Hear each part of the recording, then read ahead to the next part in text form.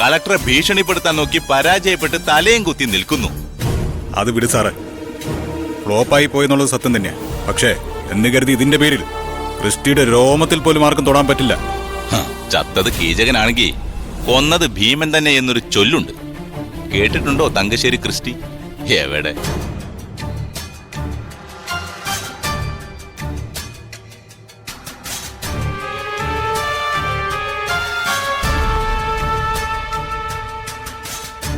ദേ സുന്ദരിയുടെ മോളെ തട്ടിക്കൊണ്ടുപോകാനായി 2 or 3 ഊച്ചാളി ഗുണ്ടകളെ അയച്ചിട്ടുണ്ടെങ്കിൽ അവരയച്ചത് ക്രിസ്റ്റിയാണ്, അല്ലാതെ ഡയാനയാണെന്ന് മനസ്സിലാക്കാൻ സുന്ദരിക്ക് 6ാം ഇന്ദ്രിയത്തിന്റെ ആവശ്യമൊന്നുമില്ല.